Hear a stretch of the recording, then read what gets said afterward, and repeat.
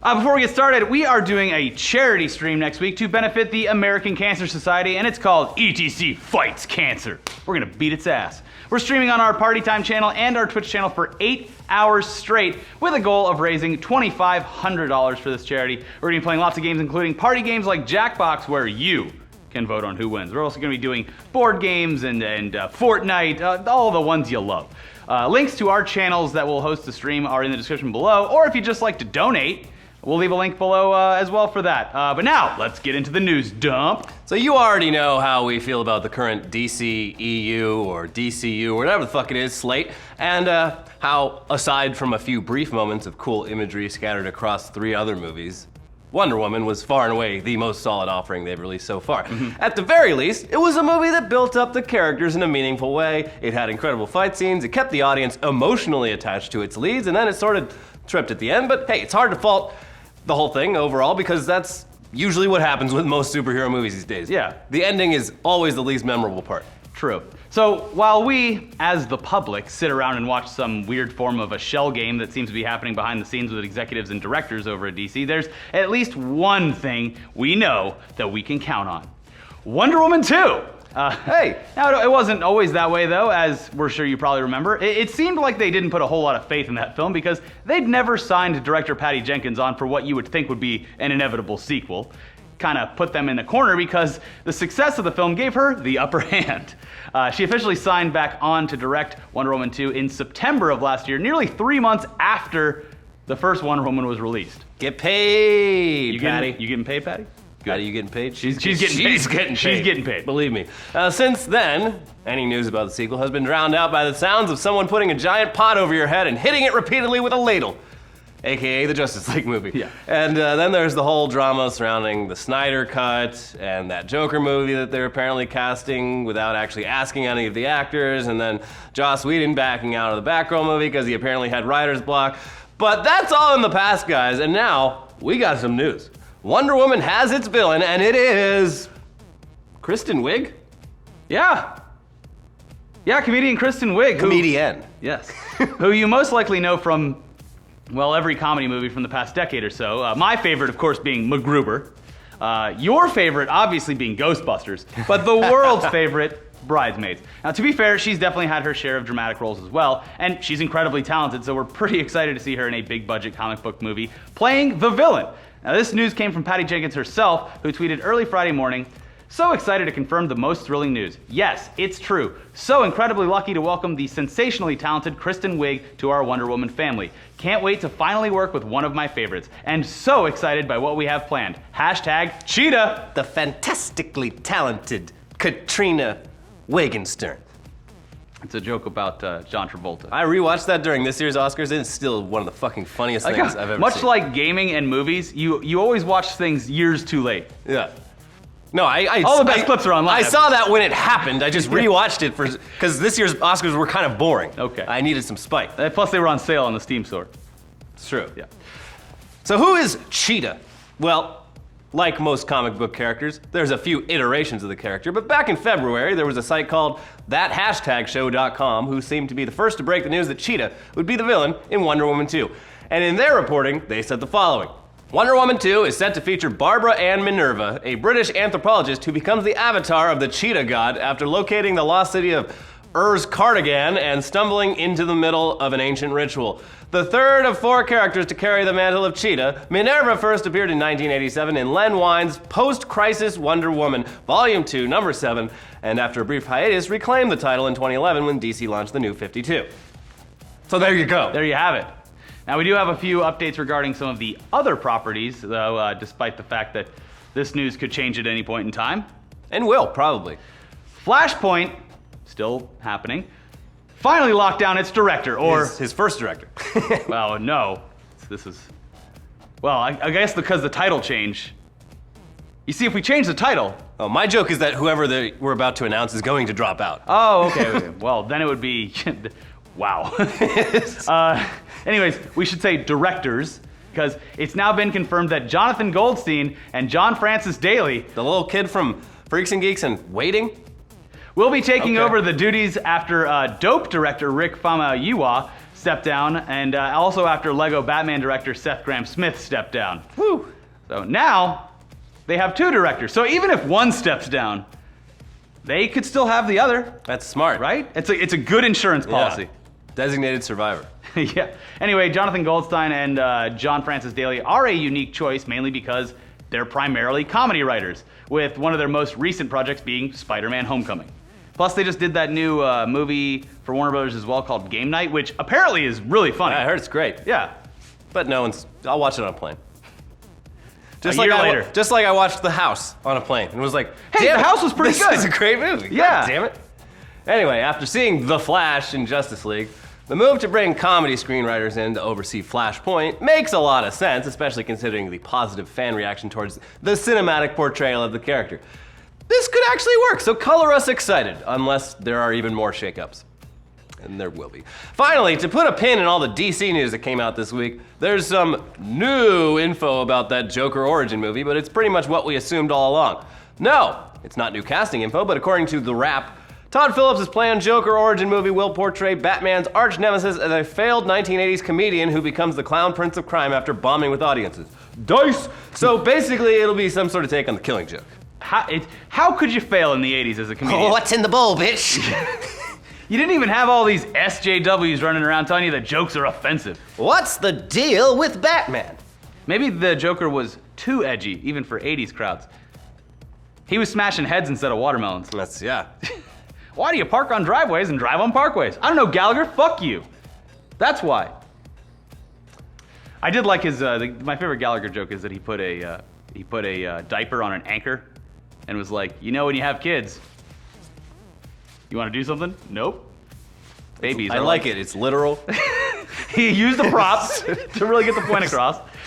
Anyways, yeah, 80s. Tough time to fail as a comic, so you understand why the Joker is so He must upset. have really sucked. He was probably terrible. You ever ride on an airplane and eat the food? It's terrible. Isn't it weird and bad? Well, back in the 80s, you had to be really rich to ride on an airplane all the time, so it was he wasn't really connecting with the crowd. Women dial the phone like this. Men dial the phone like this. And white people drive cars like this. Anyways, before we get into trailers, here's some more entertainment news kibble that came out this week. This one's weird. Apparently, Alex Garland ghost-directed 2012's Dredd, starring Carl Urban. Wow. Okay. Yeah, that's right. Alex Garland, the director behind films like Ex Machina and Annihilation, the only 2 films he had directed that we thought of, secretly directed Dredd, and not Pete Travis, who, by the way, is still listed on the production. Apparently, there were rumors at the time that Pete Travis was, at some point, removed from the film. So, kind of makes sense considering how fantastic of a movie Dredd is. It's highly underrated. I mean, I know a lot of, there was a certain amount of people that went and saw it and loved it, us included. But visually, it was amazing. Yeah. And Alex Garland was the writer on it, so it seemed like, to me, it seemed like they weren't putting a lot of faith in the movie. So they're like, you know what, you wrote it. Why don't you take a hack at it? Yeah, it's wild because he had never directed anything. Yeah, but I mean, it makes even more sense when you consider the stuff that he did after that. Got his foot in the door directing Dredd and was like, cool, now I can make something that I want to do. And he continued the sci-fi stuff. Yeah. So it all lines up pretty well. But this was actually confirmed during an interview conducted by Joe Blow with Dredd himself, Carl Urban, who I'm sure, aside from saying how badly he wants to do a sequel, which he does every time he's interviewed, he said this: a huge part of the success of Dredd is in fact due to Alex Garland, and what a lot of people don't realize is that Alex Garland actually directed that movie. Damn. So I mean, sorry, Pete Travis. Yeah. The bus is on top of you. I guess, I mean, take that with a little grain of salt, because it's just an actor from the film saying it. It's not confirmed by the studio yet, but on our conspiracy meter, this one's pretty close to true, I would say. No tinfoil hat needed. No. Just an open mind. Moving on, what if we told you that, now, brace yourselves, okay? What if we told you that much like the live-action reboots of films like The Jungle Book and Beauty and the Beast, Disney was tossing around a live-action version of Star Wars? Wow! I can't even fathom what that would look like. Wow. Yeah. No, but seriously, that's the news this week out of Disney. We'll explain. It's a headline it's pretty dumb, but it's actually clarified by saying a live-action series. Oh. So it's not the Clone Wars. More like the Christmas special. But it's being helmed by someone who knows how to bring previously animated adventures to real life because of his work on The Jungle Book. It's Jon Favreau who will be taking the lead on this new project for Disney and Lucasfilm. And here's what Kathleen Kennedy had to say about their choice and the project in general. I couldn't be more excited about Jon coming on board to produce and write for the new direct-to-consumer platform. So I guess this is their Netflix. Yeah, this is their Netflix thing. Okay. Yeah, so this makes a lot of sense. It's just the headline was so funny. Live action Star Wars. Whoa! Can't imagine what that would look like in real life. Anyways, Jon brings the perfect mix of producing and writing talent combined with a fluency in the Star Wars universe. This series will allow Jon the chance to work with a diverse group of writers and directors and give Lucasfilm the opportunity to build a robust talent base. With Favreau himself adding, "If you told me at 11 years old that I would be getting to tell stories in the Star Wars universe, I wouldn't have believed you. I can't wait to embark upon this exciting adventure," which is literally what everyone says when they get brought on to do a Star Wars film. Yeah. So if you are, for some reason, in dire need of more Star Wars, your wish has been granted. You're getting a Star Wars. You're getting a Star Wars. Jon Favreau's getting a Star Wars. Yeah. Moving on to trailers this week, we've got a new trailer for Netflix's new action comedy, Game Over, Man, which comes from and stars the crew from Workaholics. You got Adam Devine, Blake Anderson, and Anders Holm. Anders penned the script, and the film is, of course, directed by longtime collaborator Kyle Newacek. It's about three dudes who are apparently trying to impress a wealthy patron while working as servers so that they can get their video game financed when the building ends up getting taken over by terrorists. So the three then decide to take matters into their own hands and save everyone in the building by going up against the terrorists and becoming action heroes. Sort of like Die Hard, but funny. I compare, and this is a deep cut because I don't know how many people actually saw this movie as a child in the 90s, but there was a movie starring Jean-Luc Picard called Masterminds. Oh, God. Yeah. Where they take over a school and like the older brother has to come in and save everything, and he does it through his knowledge of video games and hacking. So I think it's more that than Die Hard. Okay. Well, anyway, this comes to Netflix on March 23rd, so very soon. Yeah. Next up is a movie that continues the weird 2018 trend of fucked up shit happening in the woods. Seriously, Annihilation, sort of Tomb Raider, Logan Paul, and now this. Prospect is an upcoming film starring Sophie Thatcher, Jay Duplass, and our personal favorite, Pedro Pascal. It's based off of a short film that was funded on Kickstarter from 2014, and it's about a teenage girl and her father who travel to a remote moon on the hunt for elusive riches. But there are others roving the moon's toxic forest, and the job quickly devolves into a desperate fight to escape. It's currently screening right now at South by Southwest in Austin, but look for an official release date for the rest of us in the coming months. Then, of course, there's the new trailer for that computer-animated Grinch movie, which looks like all the other modern Dr. Seuss movies, and nothing like the original, nor the sometimes terrifying Grinch movie that starred Jim Carrey, who went totally method during the role. And he hasn't recovered since. And we got a trailer for Disney's sort of live-action adaptation of Winnie the Pooh, called simply Christopher Robin. It stars Ewan McGregor in the lead role, and the plot sounds almost exactly like the plot to Hook, which is the sort of live-action adaptation of Peter Pan. So it's a working-class family man, Christopher Robin, encounters his childhood friend Winnie the Pooh, who helps him to rediscover the joys of his life. Yeah. Wait, you're real? I thought I just... Stick Drop Dead Fred, too. This... yeah. Another obscure 90s not great film. I mean, I liked it. Why didn't they just remake then. Drop Dead Fred? I think, you know what? Don't give him any ideas, Elliot. We're still, we're happy to direct a Drop Dead Fred remake. But this movie, it's stupid. But when I hear Pooh talk, because when I was a kid, I had a Pooh doll. Big fan. That's me, Pooh. Christopher Robin.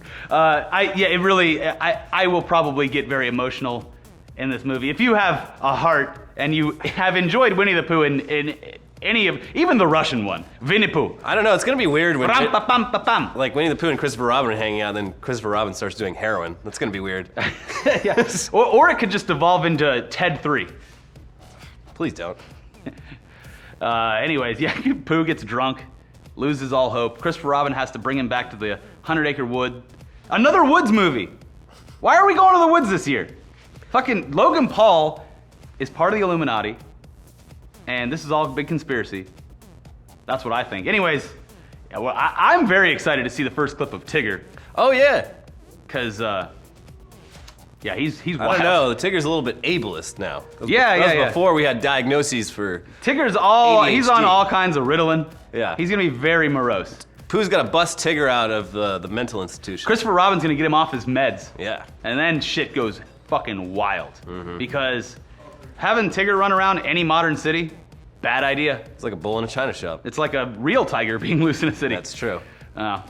Anyway, you guys should definitely look forward to our interview with Junkie XL. It's going up tomorrow. We had a blast talking with him. What a cool guy. He was obviously a musician and artist well before he started scoring films, but you would probably know him best for doing the score to Mad Max, which, yes, is a star of that movie as much as any of the other ones. Collaborated with Hans Zimmer on Batman v Superman. And also did the Deadpool score. Yeah. So we got to sit with him in his studio, and just a great guy, a great conversation. If you have any interest in film scores or music in general, you're really going to enjoy that interview. That's going to go up tomorrow, so look out for that. But also, make sure that you go subscribe to our Party Time channel and follow ETC on Twitch, twitch.tv/ETC_show, because we are going to be doing that charity stream next Friday. I think it's going to start around 2 and go till 10 o'clock. Otherwise, you can just, if you want, you can hit the button in the description below and just go donate. That would help us out. I mean, we're trying to hit that Smash that 2,500. donate button. It's up to you. Anyway, watch a new episode of Weekly Weird News. Martin Shkreli's going to jail. Also, new Tech News Day about... You can't start a YouTube channel. Yeah, you just give up. Update to Weekly Weird. Shkreli's going to jail for 7 years. And he does have to 7 give up years. the Wu-Tang album. So. Sad. See you guys soon. Watch the interview tomorrow. Bye.